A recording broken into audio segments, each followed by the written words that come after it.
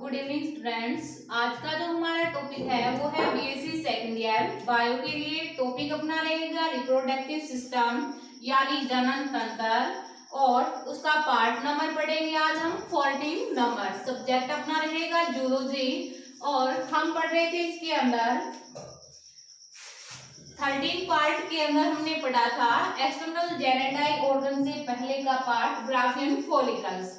आज हम 14 number part के अंदर पढ़ेंगे एक्सटर्नल जेनेटाइल ऑर्गन यानी बाह्य जननांग। तो बाह्य जननांगों का कंप्लीटली पहले डायग्राम बनाएंगे, उसके बाद इनकी क्या करेंगे, स्टडी करेंगे।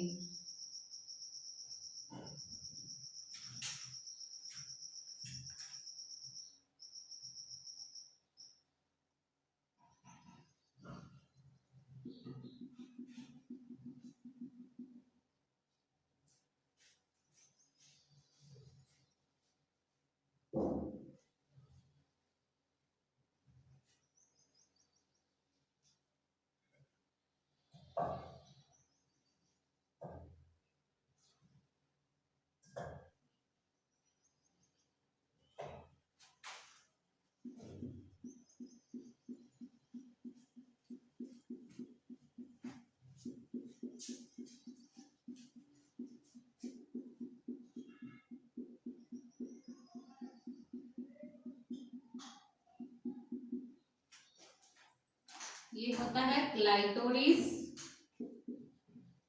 क्लाइटोरिस इसको बोलते हैं लेबिया मेजोरा। लेबिया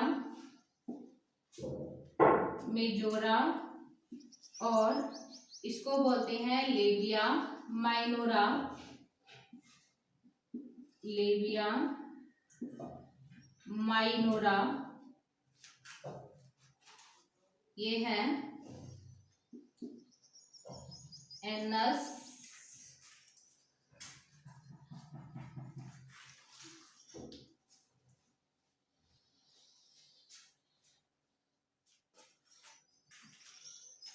ये है हेयर।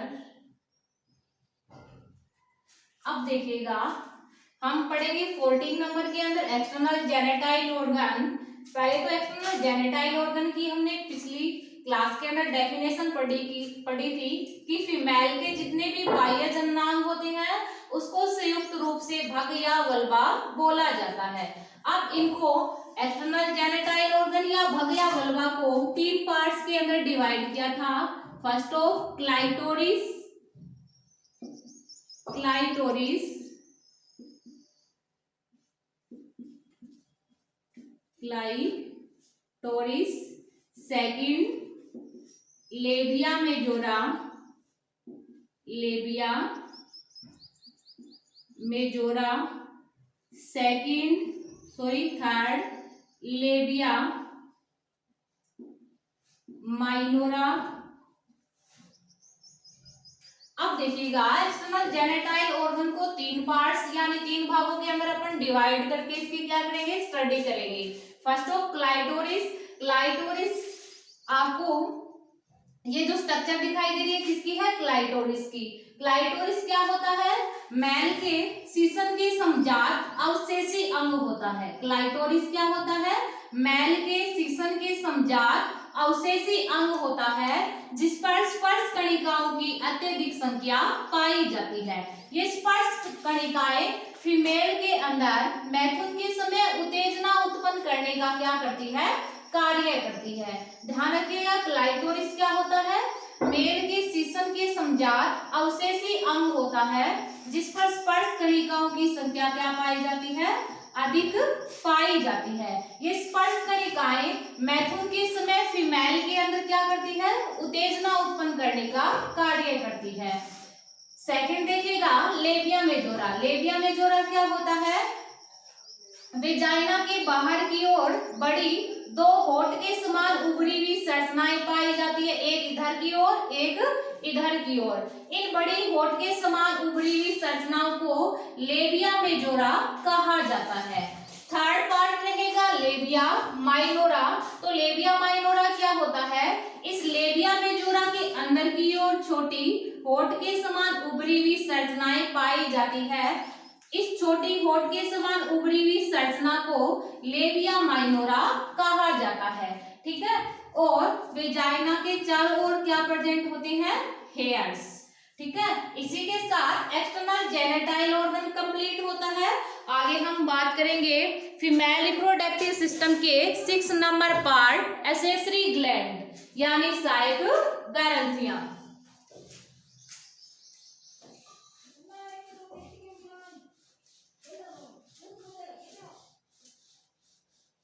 फीमेल रिप्रोडक्टिव सिस्टम का हम पार्ट नंबर पढ़ेंगे 6, एसेसरी ग्लैंड यानी सहायक ग्रंथियां। एसेसरी ग्लैंड यानी सहायक ग्रंथियां। अब देखिएगा, जो एसेसरी ग्लैंड होती है फीमेल में, 2 प्रकार की एसेसरी ग्लैंड पाई जाती है। फर्स्ट ऑफ बर्थोलिन ग्लैंड,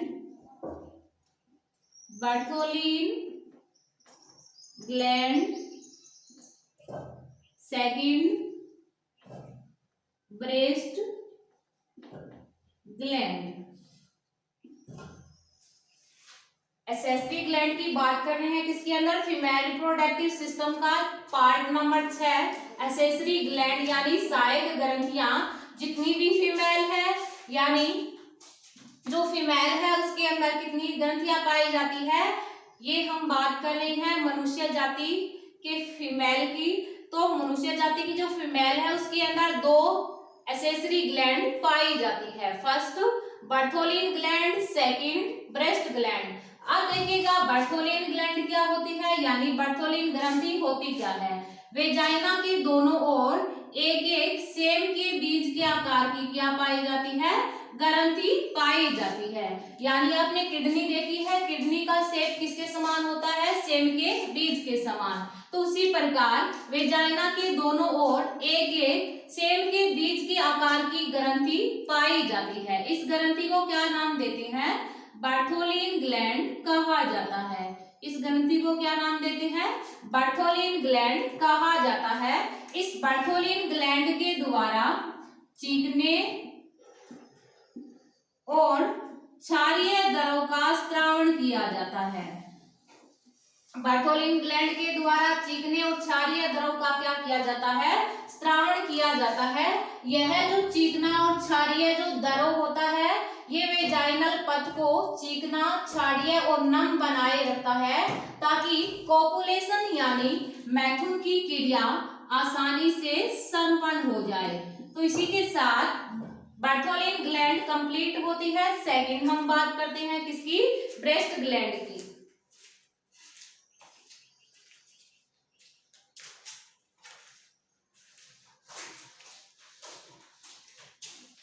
तो ब्रेस्ट ग्लैंड आपको डायग्राम से ही समझ में आएगी। आप, मैं भी डायग्राम बनाती हूँ, आप लोग भी साथ साथ बनाइएगा।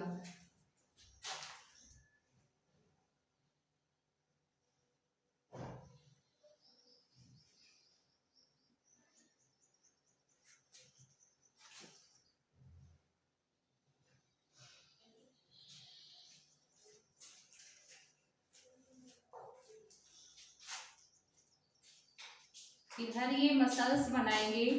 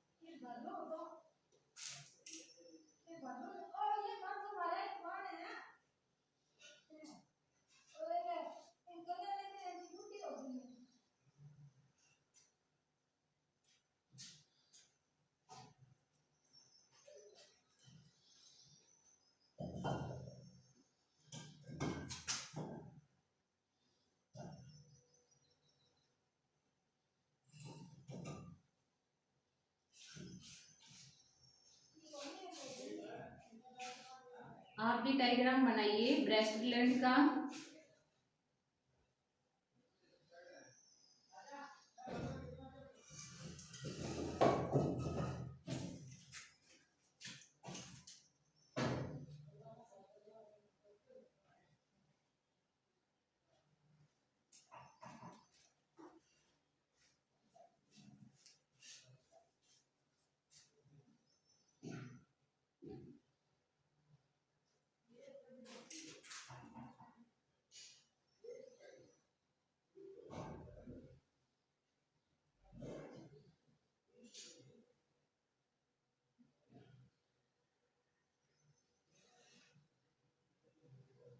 ये ब्रेस्ट ग्लैंड है और इसकी अपन स्ट्रक्चर बना रहे हैं।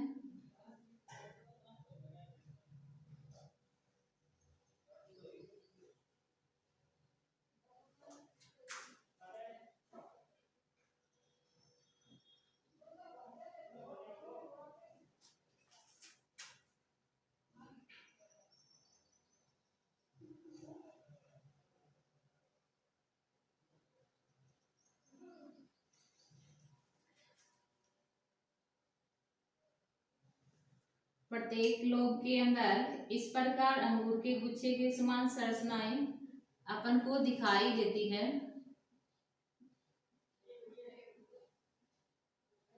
ये क्या है? अंगूर के गुच्छे के समान संरचनाएं जो अपन को इसके अंदर दिखाई देगी।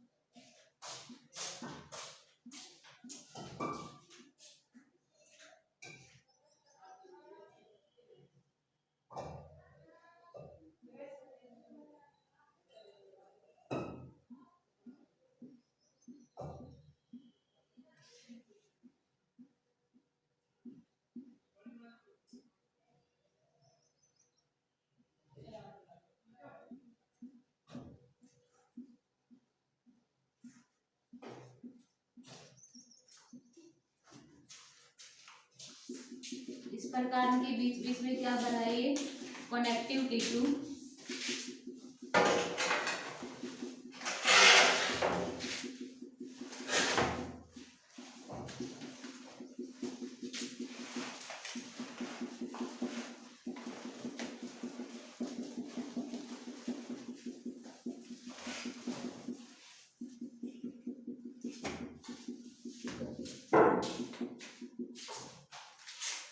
इसको बोलते हैं निपल।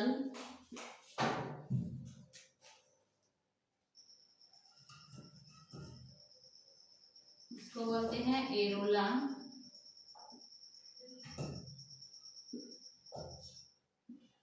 मेमई,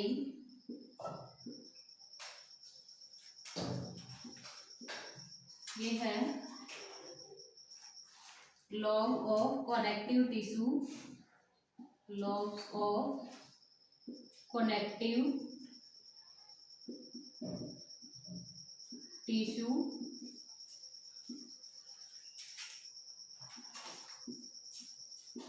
ये है फेट टिश्यू।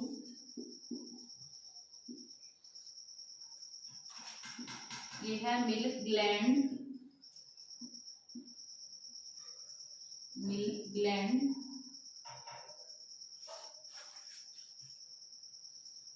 ये है मिल्क डक्ट। Milk duct. और ये है main milk duct. Main milk duct. और इधर ये है मसल्स। ठीक है, डायग्राम का नाम लिखेंगे। Structure of breast gland. Breast gland, स्तन ग्रंथि की संरचना।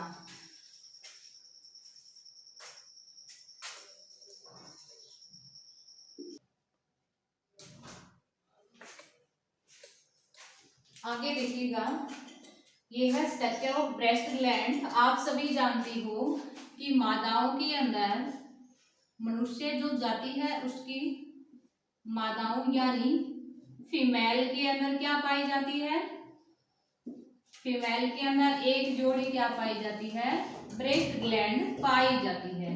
जो मनुष्य जाति की जो फीमेल है उसके अंदर एक जोड़ी क्या पाई जाती है, ब्रेस्ट ग्लैंड पाई जाती है। अब देखिएगा, प्रत्येक स्तन ग्रंथि की स्ट्रक्चर का अपन अध्ययन करें तो इसके अंदर निम्न संरचनाएं अपन को दिखाई देती है। तो आगे देखिएगा कि प्रत्येक स्तन ग्रंथि के अंदर इस प्रकार कनेक्टिव टिश्यू की बनी हुई 15 से 20 पालियां पाई जाती है।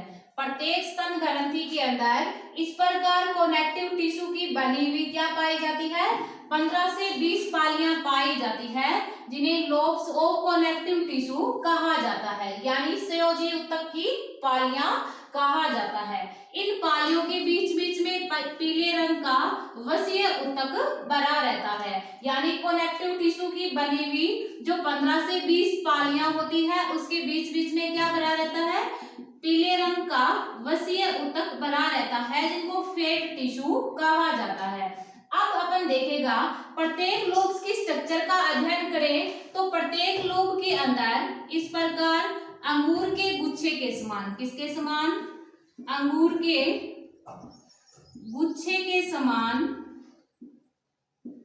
अंगूर के गुच्छे के समान क्या दिखाई देती है, मिल्क ग्लैंड दिखाई देती है। कहने का मीन ये है कि प्रत्येक स्तन ग्रंथि है उसके अंदर 15 से 20 पालियां किसकी बनी होती है, कनेक्टिव टिश्यू की बनी होती है। यदि प्रत्येक पाली की स्ट्रक्चर का अपन अध्ययन करें तो प्रत्येक पाली के अंदर छोटी छोटी अंगूर के गुच्छे के समान संरचनाएं दिखाई देती है, जिनको क्या बोलते हैं, मिल्क ग्लैंड कहा जाता है। इस मिल्क ग्लैंड के अंदर मिल्क सिंथेसिस यानी दूध का क्या होता है, संश्लेषण होता है। ठीक है, अब देखिएगा, प्रत्येक पाली से छोटी छोटी अनेक नलिकानुमा संरचनाएं निकलती है। प्रत्येक पाली से अनेक छोटी छोटी नलिकानुमा संरचनाएं निकलती है। इस नलिकानुमा संरचना को क्या बोलते हैं, मिल्क डक्ट यानी दुग्ध वाहिनी बोला जाता है। क्या बोलते हैं, मिल्क डक्ट इंग्लिश में बोलते हैं, हिंदी में क्या बोलते हैं, दुग्ध वाहिनी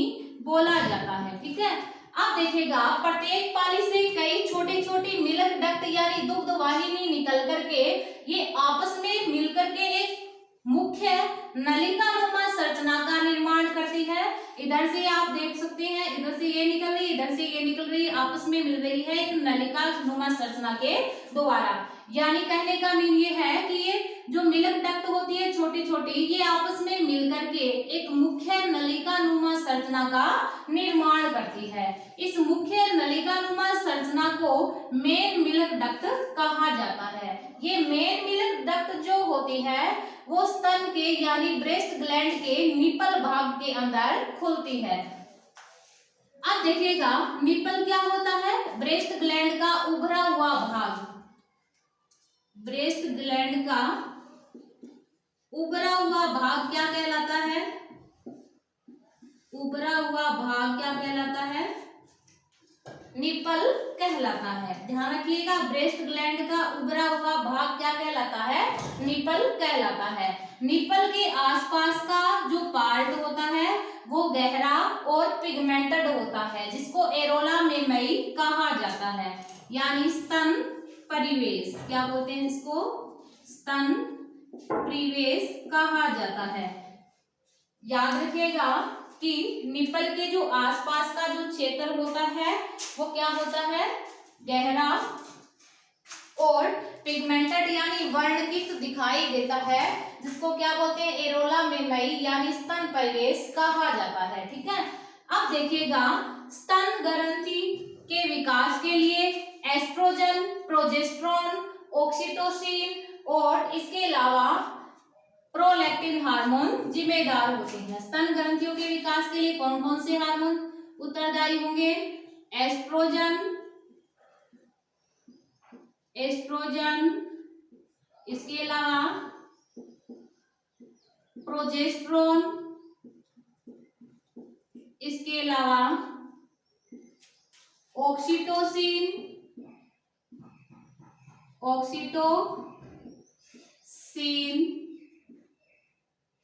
इसके अलावा प्रोलैक्टिन हार्मोन क्या होते हैं, उत्तरदायी होते हैं।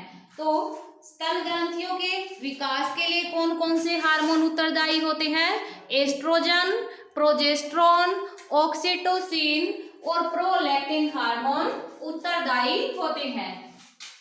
आप जानते हो ऑक्सीटोसिन हार्मोन और प्रोलैक्टिन हार्मोन्स का कार्य पढ़ना है। एस्ट्रोजन प्रोजेस्टेरोन जो हार्मोन होता है वो ब्रेस्ट ग्लैंड के अंदर कुपकीय वृद्धि और नलिकीय वृद्धि के लिए क्या होते हैं, उत्तरदायी होते हैं, एस्ट्रोजन और प्रोजेस्टेरोन। बट प्रोलैक्टिन जो हार्मोन होता है उसके फंक्शंस की अपन बात करें तो ये प्रोलैक्टिन हार्मोन होता है, ये मिल्क ग्लैंड के अंदर मिल्क सिंथेसिस की क्रिया को क्या करता है, प्रेरित करता है। यानी प्रोलैक्टिन हार्मोन की उपस्थिति के अंदर दुग्ध ग्रंथियों के अंदर क्या होता है, दुग्ध का संश्लेषण होता है। दुग्ध का क्या होता है, संश्लेषण होता है। ठीक है।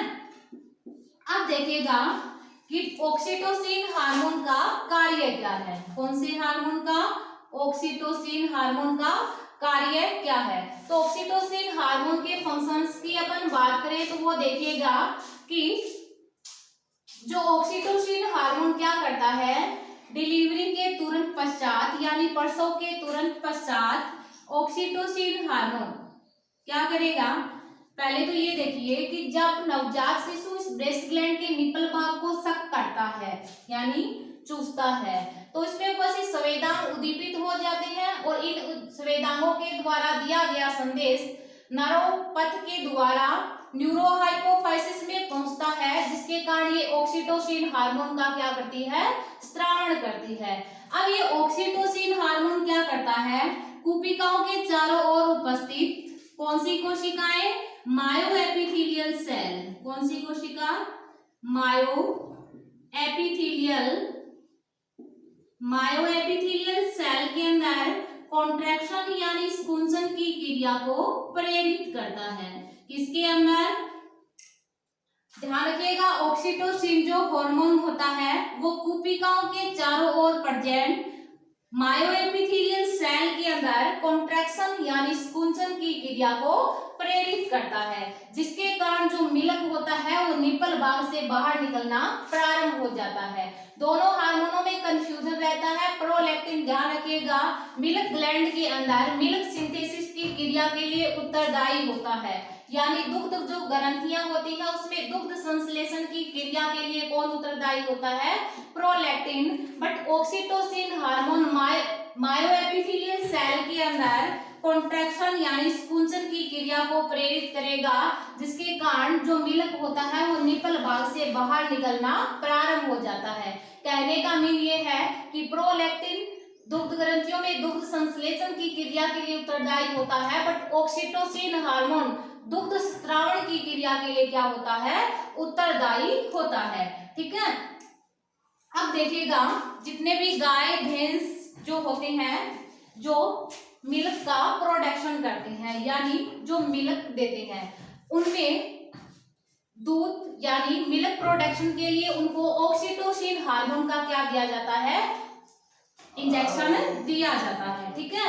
अब देखिएगा कि डिलीवरी के तुरंत पश्चात फीमेल की जो ब्रेस्ट ग्लैंड होती है उसके द्वारा प्रथम पार्ट जो मिल्क स्रावित किया जाता है वो गाढ़ा होता है प्लस येलो कलर का दिखाई देता है। ठीक है, जिसको कोलेस्ट्रम बोला जाता है। क्या बोलते हैं जिसको, कोलेस्ट्रम बोला जाता है। ठीक है, जो कि एम्ब्रियो को क्या प्रदान करता है, न्यूट्रिशन प्रदान करता है। इसी के साथ ब्रेस्ट ग्लैंड कंप्लीट हो जाती है। तो ध्यान रखिएगा हम क्या पढ़ रहे थे, फीमेल रिप्रोडक्टिव सिस्टम और फीमेल रिप्रोडक्टिव सिस्टम को अपन ने 6 पार्ट के अंदर डिवाइड किया था। फर्स्ट पार्ट था ओवरी, सेकंड था ओविडक्ट, थर्ड पार्ट था यूट्रियस, फोर्थ वेजाइना, फिफ्थ पार्ट था एक्सटर्नल जेनेटाइल ऑर्गन और 6 नंबर पार्ट था एसेसरी ग्लैंड यानी सहायक ग्रंथियां। अब देखिएगा फीमेल के अंदर आप सभी को पता है कितनी सहायक ग्रंथियां पाई जाती है, 2। फर्स्ट बर्थोलिन ग्लैंड और second breast gland. Bartholin gland की पोजीशन की बात करें तो कहाँ उपस्थित होती है, पहले आपको बताया था लेकिन आपको दोबारा रिपीट करवा देते हैं कि वेजाइना की दोनों ओर एक एक सेब के बीच के आकार की क्या पाई जाती है, ग्रंथि पाई जाती है, जिसको क्या बोला था, बर्थोलिन ग्लैंड बोला था। ब्रेस्ट ग्लैंड जस्ट आपको अभी पढ़ाया गया है, क्वेश्चन यहाँ से उठता है ऑक्सीटोसिन और प्रोलैक्टिन हार्मोन्स का कार्य क्या है और कोलेस्ट्रम क्या होता है। कोलेस्ट्रम आप सभी को बताया गया है होता क्या है, यानी डिलीवरी के तुरंत पश्चात इस ब्रेस्ट ग्लैंड के द्वारा प्रथम बार जो मिल्क सिक्रेट किया जाता है वो क्या होता है, गाढ़ा होता है और येलो कलर का अपन को दिखाई देता है, जिसको क्या बोलते हैं, कोलेस्ट्रम बोला जाता है। तो इसी के साथ जो रिप्रोडक्टिव सिस्टम होता है वो कंप्लीट होता है। आगे मिलते हैं नेक्स्ट क्लास के अंदर।